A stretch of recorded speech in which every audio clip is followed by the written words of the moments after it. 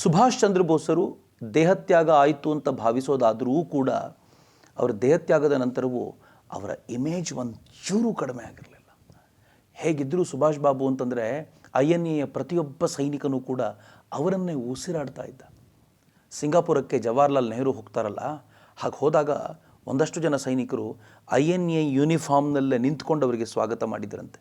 ಜವಾಹರ್ಲಾಲ್ ನೆಹರೂರವರಿಗೆ ಇದು ಖುಷಿ ಕೊಟ್ಟಿರಲಿಲ್ಲ, ಇರುಸು ಮುರುಸಾಗ್ಬಿಟ್ಟಿತ್ತು. ಯಾಕೆ ಅಂತಂದರೆ ಮುಂದಿನ ದಿನಗಳಲ್ಲಿ ಇದು ನಮ್ಮ ಸೈನ್ಯಕ್ಕೆ ತುಂಬ ದೊಡ್ಡ ಹೊಡೆತ ಕೊಡುತ್ತೆ ಅಂತೆಲ್ಲ ಆಲೋಚನೆ ಮಾಡಿದರು ಪುಣ್ಯಾತ್ಮ. ಆದರೆ INA ಮಾತ್ರ ತಾನು ಯಾವ ಥರದ ಗೌರವವನ್ನು, ಯಾವ ಥರದ ಪ್ರೀತಿಯನ್ನು ಸುಭಾಷರಿಗೆ ತೋರಿಸ್ಬೇಕೋ ಅದನ್ನು ಈ ಮೂಲಕ ತೋರಿಸ್ತಾ ಇತ್ತು ಅಂತ ನಿಸ್ಸಂಶಯವಾಗಿ ಒಪ್ಕೊಳ್ಬೋದು. ಮುಂದೆ ಈಗ ಬ್ರಿಟಿಷರು ಜಪಾನನ್ನು ಸೋಲಿಸಿದರು, ಆನಂತರ ಬರ್ಮಾನು ಮರು ವಶಪಡಿಸಿಕೊಂಡ್ರು. ಎಲ್ಲ ಆದ ನಂತರವೂ ಕೂಡ ಭಾರತದಲ್ಲಿ INA ಪ್ರಭಾವ ಮಾತ್ರ ನಿಧಾನವಾಗಿ ಹೆಚ್ಚಾಗ್ತಾ ಇತ್ತು ಅನ್ನೋದನ್ನು ಅಲ್ಲಗಳೆಯೋದಕ್ಕೆ ಸಾಧ್ಯ ಇಲ್ಲ ಮಿತ್ರರೇ. ಸ್ವಾತಂತ್ರ್ಯದ ಅಂತಿಮ ಹಂತಕ್ಕೆ ನಮ್ಮನ್ನು ತಗೊಂಡೋಗಿ ಮುಟ್ಟಿಸ್ಲಿಕ್ಕೆ ಕಾರಣವಾಗಿದ್ದು ಸುಭಾಷರ ಈ ಹೋರಾಟ ಅಂತ ಎಂಥವರು ಹೇಳ್ತಾರೆ. ಇತಿಹಾಸ ಇದನ್ನು ನೆನಪಿಸ್ಕೊಳ್ಬೇಕು. ನಾನು ಒಂದೇ ಒಂದು ಕೋಟ್ ಮಾಡಬೇಕು ಅಂತ ಇದ್ದೀನಿ ನಿಮಗೆ. ಅದರಲ್ಲಿ ಏನು ಹೇಳುತ್ತೆ ಅಂತಂದರೆ, ಇಂಗ್ಲೆಂಡಿನ ಪ್ರಧಾನಮಂತ್ರಿ ಕ್ಲೆಮೆಂಟ್ ಆಟ್ಲಿ ಬ್ರಿಟಿಷ್ ಸಂಸತ್ನಲ್ಲಿ ಸ್ಪಷ್ಟವಾಗಿ ಹೇಳ್ತಾನೆ, ಇಂಗ್ಲೆಂಡು ಭಾರತದಿಂದ ಕಾಲ್ ತೆಗೆಯಲು ಸಮಯ ಬಂದಿದೆ ಎಂಬ ಸ್ಫುಟವಾದ ಎಚ್ಚರಿಕೆಯ ಗಂಟೆ ಬಾರಿಸಿದ ಸಂಗತಿಗಳು INA ಬೆಳವಣಿಗೆ ಮತ್ತು ರಾಯಲ್ ಇಂಡಿಯನ್ ನೇವಿ ಬಂಡಾಯ ಅಂತ ಹೇಳ್ತಿರೋದು ಯಾವುದೋ ಇತಿಹಾಸಕಾರನೋ ಅಥವಾ ಹೇಳ್ತಿರೋದು ಯಾರೋ ಭಾರತದಲ್ಲಿ ಕೂತಿರುವಂಥವ್ರು ನೇತಾಜಿಯನ್ನು ಆರಾಧಿಸುವಂಥವ್ರು ಅಂತ ತಿಳ್ಕೊಳ್ಬೇಡಿ. ಹೇಳ್ತಾ ಇರೋದು ಸ್ವತಃ ಇಂಗ್ಲೆಂಡಿನ ಪ್ರಧಾನಿ ಕ್ಲೆಮೆಂಟ್ ಆಟ್ಲಿ. ಅವನ ಮಾತು ತುಂಬ ಸ್ಪಷ್ಟವಾಗಿತ್ತು. INA ಬೆಳೆದಿದ್ದು ಮತ್ತು ರಾಯಲ್ ಇಂಡಿಯನ್ ನೇವಿಯ ಬಂಡಾಯ ಇತ್ತಲ್ಲ, ಅದು ನಾವಿನ್ನು ಜಾಗ ಖಾಲಿ ಮಾಡಬೇಕು ಅನ್ನೋದರ ಸ್ಪಷ್ಟ ಸಂದೇಶವನ್ನು ನಮಗೆ ಕೊಡ್ತು ಅಂತ ಹೇಳ್ತಾನೆ. ಇದು ಕಾಂಗ್ರೆಸ್ಸಿನ ಹೋರಾಟ ಅಂತ ಆತ ಎಲ್ಲೂ ಹೇಳಲಿಲ್ಲ ಅನ್ನೋದನ್ನು ನೆನ್ಪಿಟ್ಕೊಳ್ಳಿ. ಸುಮ್ಮನೆ ನಾನು ಇದು ಮಾಹಿತಿ ಗೊತ್ತಿರಲಿ ಅನ್ನೋ ಕಾರಣಕ್ಕೋಸ್ಕರ ಹೇಳಿದೆ ಅಷ್ಟೇ. 1946 ಫೆಬ್ರವರಿ 18ಕ್ಕೆ ನೌಕಾಸೇನೆ ಬಂಡಾಯ ಮಾಡುತ್ತೆ.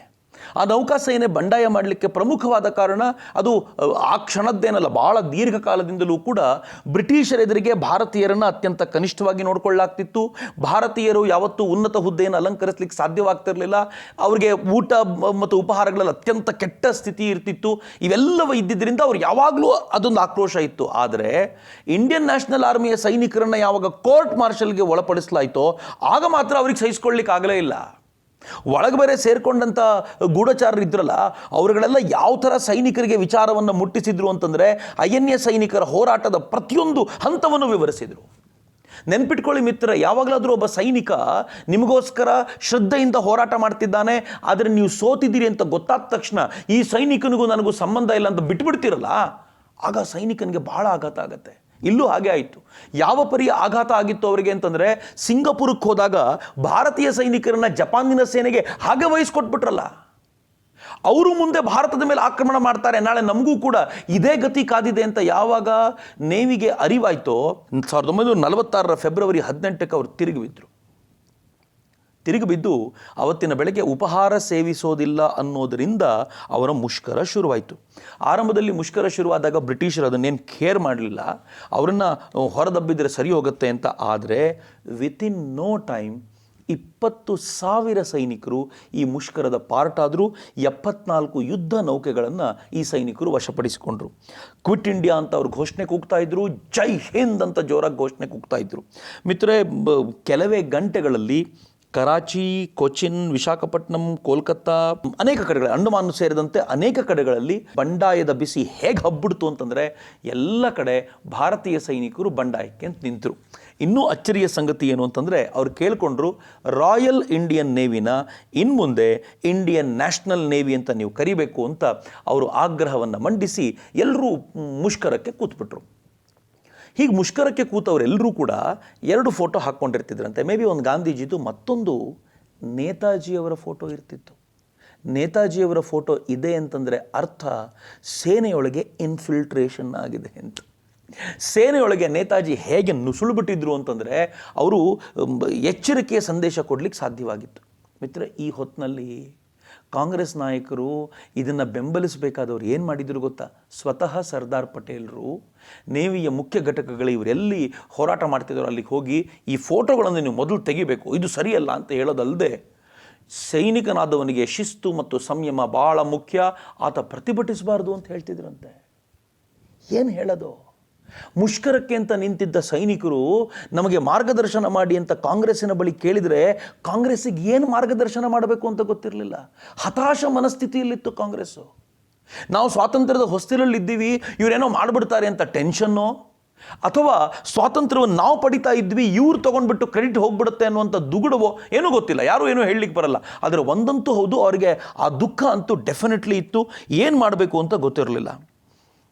3 ಉದ್ದೇಶಗಳನ್ನು ಅವ್ರು ಸ್ಪಷ್ಟವಾಗಿ ಹೇಳಿದರು. ಮೊದಲನೇದು, INA ವಿಚಾರಣೆ ಏನು ನಡೀತಿದೆ, ಎಲ್ಲ INA ಇದರಲ್ಲಿ ಯಾರು ನೀವು ಶಿಕ್ಷೆ ಕೊಟ್ಟಿದ್ದಾರೋ ಅವ್ರನ್ನೆಲ್ಲ ಬಿಡುಗಡೆ ಮಾಡಬೇಕು ಅಂತ, ಇದು ಪಾಯಿಂಟ್ 1.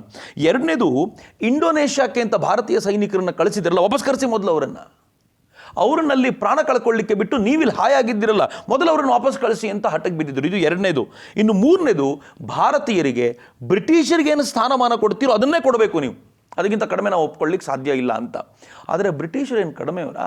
ಅವರು ಇವರನ್ನು ಹೇಗಾದರೂ ಮಟ್ಟ ಹಾಕಬೇಕು ಅಂತ ಹೇಗಿದ್ರು ಕಾಂಗ್ರೆಸ್ಸು ಇಡೀ ದೇಶವನ್ನು ಮ್ಯಾನೇಜ್ ಮಾಡುತ್ತೆ, ಸೈಲೆಂಟಾಗಿ ಇರಿಸುತ್ತೆ, ನಾವು ಇದನ್ನು ಮ್ಯಾನೇಜ್ ಮಾಡ್ಬೋದು ಅಂತ ಹೇಳಿ ಅವರು ತಿರುಗಿ ಬಿದ್ದು ಈ ಸೈನಿಕರ ಮೇಲೆ ಆಗ್ರಹ ಮಾಡಬೇಕು ಅಥವಾ ಈ ಸೈನಿಕರನ್ನು ಬಡಿಬೇಕು ಅಂತ ನಿಶ್ಚಯ ಮಾಡಿದಾಗ ಮುಂಬೈ 1ರಲ್ಲೇ ಸಾವಿರಾರು ಜನ ವಿದ್ಯಾರ್ಥಿಗಳು ಸೇರಿದಂತೆ ಸಾವಿರಾರು ಜನ ಬೀದಿಗೆ ಬಂದರು.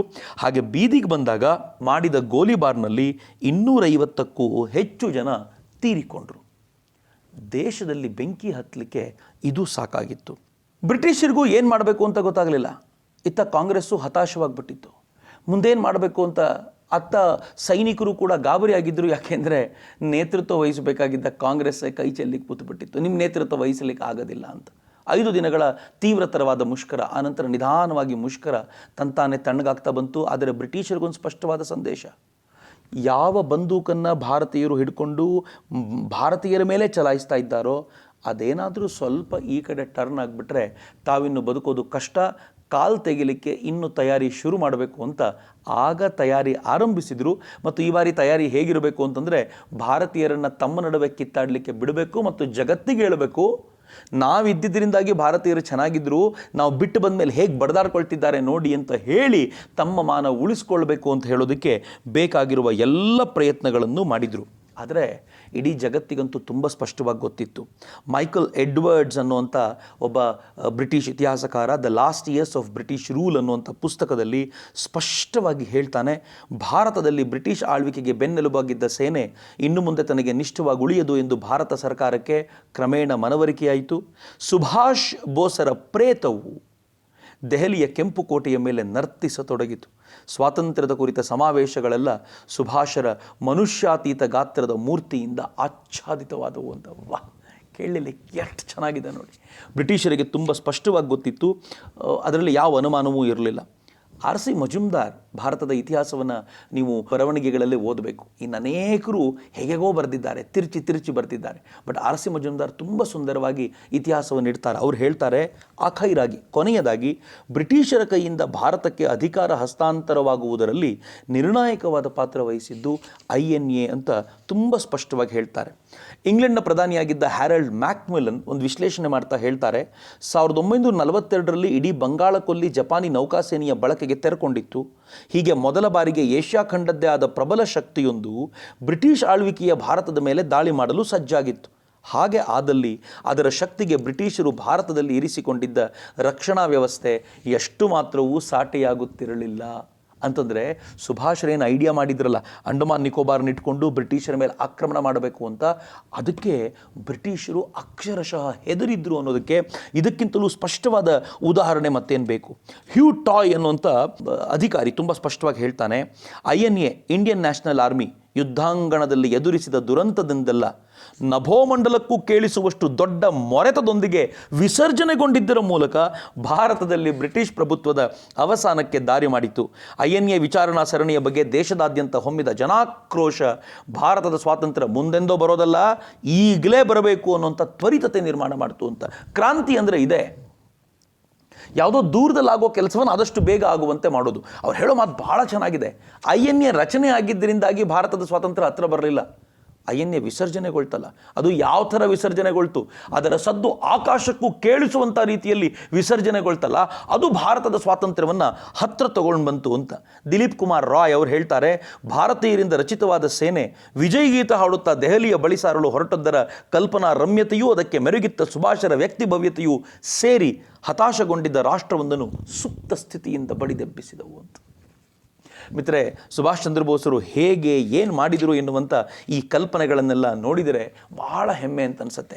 ಒಟ್ಟಲ್ಲಿ ಒಂದೇ ಒಂದು ಮಾತನ್ನು ಈ ಕೊನೆಯ ಹಂತದಲ್ಲಿ ಏನು ಹೇಳಬೇಕು ಅಂತಂದರೆ, ಭಾರತಕ್ಕೆ ಸ್ವಾತಂತ್ರ್ಯ ಬರುವಾಗ ಹೇಗೆ ಬಂತು ಅಂತ ನಾವು ಕೇಳ್ತೀವಲ್ಲ, ನಿಸ್ಸಂಶಯವಾಗಿ ನಾನು ಒಪ್ಕೊಳ್ತೀನಿ, ಶಾಂತಿ ಮತ್ತು ಕ್ರಾಂತಿ ಎರಡೂ ಮಾರ್ಗಗಳು ಜೊತೆಗೂಡಿದ್ದರಿಂದ ಆಯಿತು, ಅನುಮಾನವೇ ಇಲ್ಲ ಅದರಲ್ಲಿ. ಇಡೀ ಭಾರತವನ್ನು ಒಗ್ಗೂಡಿಸೋದಕ್ಕೆ ಮಹಾತ್ಮ ಗಾಂಧೀಜಿಯವರ ಪ್ರಯತ್ನ ಇದೆಯಲ್ಲ, ಅಸಾಮಾನ್ಯವಾದ್ದು. ಅವರಿಗೆ ನಾವು ಶತಶತ ನಮನಗಳನ್ನು ಸಮರ್ಪಿಸಬೇಕು. ಆದರೆ ಈ ದೇಶದ ಸ್ವಾತಂತ್ರ್ಯವನ್ನು ಅದು ಫಲಕಾರಿಯಾಗುವಂತೆ ಮಾಡಿದ್ದು ಮಾತ್ರ ಸುಭಾಷರ ಐಎನ್ಎ ಹೋರಾಟ ಅನ್ನೋದರಲ್ಲಿ ಯಾರಿಗೂ ಸಂಶಯವಿಲ್ಲ. ಯಾರಾದರೂ ಇತಿಹಾಸವನ್ನು ಸ್ವಲ್ಪ ಮಟ್ಟಿಗಾದರೂ ಕೂಲಂಕಷವಾಗಿ ಅಧ್ಯಯನ ಮಾಡ್ತಾರೆ ಅಂತಂದರೆ ಅವ್ರಿಗೆ ಸ್ಪಷ್ಟವಾಗಿ ಗೋಚರವಾಗುತ್ತೆ, ಸುಭಾಷರ ಐಎನ್ಎ ವಿಸರ್ಜನೆ, ಐಎನ್ಎ ವಿಚಾರಣೆ ಯಾವ ಪರಿ ಕೆಲಸ ಮಾಡಿ ಸೈನಿಕರ ಬಂಡಾಯ ಆದರೆ ಇನ್ನು ತಾಳ್ಕೊಳ್ಳಿಕ್ಕೆ ಸಾಧ್ಯ ಆಗೋದಿಲ್ಲ ಅಂತ ಗೊತ್ತಾಗಿ ಬ್ರಿಟಿಷರು ಧಾವಂತದಲ್ಲಿ ಬಿಟ್ಟು ಓಡಬೇಕಾದಂಥ ಪರಿಸ್ಥಿತಿ ಬಂತು ಅನ್ನೋದು ಎಂಥವನಿಗೂ ಅರ್ಥ ಆಗುತ್ತೆ. ಆದರೆ ಸುಭಾಷರ ಐಎನ್ಎಯ ಸಾಧನೆಯ ಫಲಾನುಭವಿಗಳು ಮಾತ್ರ ಕಾಂಗ್ರೆಸ್ಸೇ ಆಯಿತು. ಫಲ ಕಾಂಗ್ರೆಸ್ ಚೆನ್ನಾಗಿ ಉಣ್ತು. ಯಾರ್ಯಾರು ಜೀವನದಲ್ಲಿ ಕಷ್ಟವನ್ನೇ ಅನುಭವಿಸಿರಲಿಲ್ವೋ, ಯಾರ್ಯಾರು ಕಾಲಾಪಾನಿ ಶಿಕ್ಷೆ ಅಂದರೆ ಏನು ಅಂತ ನೋಡಿರಲಿಲ್ವೋ, ಯಾರ್ಯಾರು ಜೈಲಿನಲ್ಲಿ ಕಠಿಣ ಶಿಕ್ಷೆ ಅಂದರೆ ಏನು ಅಂತಲೇ ಗೊತ್ತಿರಲಿಲ್ವೋ, ಯಾರಿಗೆ ಜೈಲಿಗೆ ಹೋದರೆ ಬರೀಲಿಕ್ಕೆ ಪೇಪರು ಪೆನ್ನುಗಳು ಸಿಕ್ಕೋ ಅವ್ರ ಜೀವನ ಚರಿತ್ರೆನೇ ಬರೀತಿದ್ರು, ಯಾರು ಜೈಲಿಗೆ ಹೋದಾಗ ತಮ್ಮ ಹೆಂಡತಿಗೆ ಹುಷಾರಿಲ್ಲ ಅಂತಂದರೆ ತಕ್ಷಣಕ್ಕೆ ಅವರು ಜೈಲಿನಿಂದ ಆಚೆ ಬಂದು ಅವ್ರ ಹೆಂಡತಿ ನೋಡಲಿಕ್ಕೆ ಅಂತ ಹೋಗ್ಬೋದಿತ್ತು, ಈ ಥರದ ವಾತಾವರಣವನ್ನು ಯಾರ್ಯಾರು ಸೃಷ್ಟಿಸ್ಕೊಂಡಿದ್ರೋ ಅವರೆಲ್ಲರೂ ಚೆನ್ನಾಗಿ ಮಲಾಯಿ ತಿಂದರು. ಆದರೆ ಸುಭಾಷರ ಥರದವರು ದೇಶಕ್ಕೋಸ್ಕರ ಹೋರಾಟ ಮಾಡ್ತಾ ಪ್ರಾಣ ಬಿಟ್ಟರು. ಮಿತ್ರ, ಕಳೆದ 50 ದಿನಗಳಿಂದ ನಾನು ಸುಭಾಷ್ ಚಂದ್ರ ಬೋಸರ ಈ ಕಥನವನ್ನು ಹೇಳ್ತಾ ನನಗೂ ಬಹಳ ಸಂತೋಷ ಅನಿಸಿದೆ. ಯಾಕೆ ಅಂತಂದರೆ, ಸುಭಾಷ್ ಚಂದ್ರ ಬೋಸರು ಹೇಳ್ತಾರಲ್ಲ, ಕೊನೆಯ ಕ್ಷಣದವರೆಗೂ ನಾನು ಈ ದೇಶಕ್ಕೋಸ್ಕರ ಹೋರಾಟ ಮಾಡಿದ್ದೆ ಅಂತ ನಿಮ್ಮ ಜನರಿಗೆ ಹೇಳಿ ಅಂತ ಅವರು ಕರ್ನಲ್ ಹಬೀಬುರ್ ರೆಹಮಾನ್ರಿಗೆ ಹೇಳ್ತಾರಲ್ಲ. ಹಬೀಬುರ್ ರೆಹಮಾನ್ರಿಗೆ ಎಷ್ಟು ಜನರಿಗೆ ಹೇಳಿದ್ರೋ ಬಿಟ್ಟರೋ, ಆದರೆ ನನಗನ್ಸುತ್ತೆ ಸುಭಾಷ್ ಚಂದ್ರ ಬೋಸರು ಕೊನೆಯ ಕ್ಷಣದವರೆಗಲ್ಲ, ಅವರು ಅವತ್ತು ತೀರ್ಕೊಂಡಿದ್ದರೆ ಸತ್ತ ನಂತರವೂ ಕೂಡ ಈ ದೇಶದ ಸ್ವಾತಂತ್ರ್ಯಕ್ಕೋಸ್ಕರ ಹೋರಾಟ ಮಾಡಿದರು ಅನ್ನುವಂಥ ವಿಚಾರವನ್ನು ನಿಮ್ಮೊಂದಿಗೆ ಹಂಚಿಕೊಳ್ಳಲಿಕ್ಕೆ ಅವಕಾಶ ಸಿಕ್ಕಿದ್ದು ಬಹಳ ಸಂತೋಷ.